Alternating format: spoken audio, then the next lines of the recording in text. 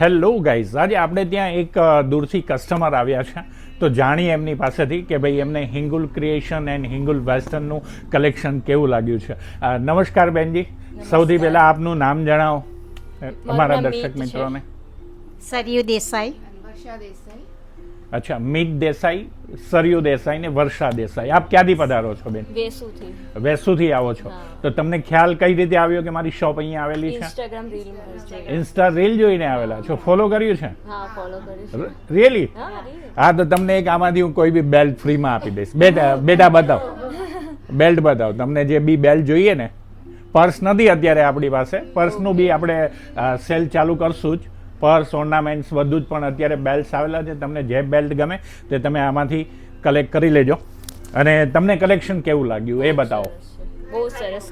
કેટલા પીસ લીધા છે? 10-12 પીસ આવી 10-12 પીસ. વાહ ભાઈ વાહ. આ વન પીસ જુઓ, માઇન્ડ બ્લોઈંગ. એક તો મેડમની પર્સનાલિટી એવી છે ને, તો આ બધા વન પીસ તો એટલા ક્લાસ એમને લાગતા હતા ને.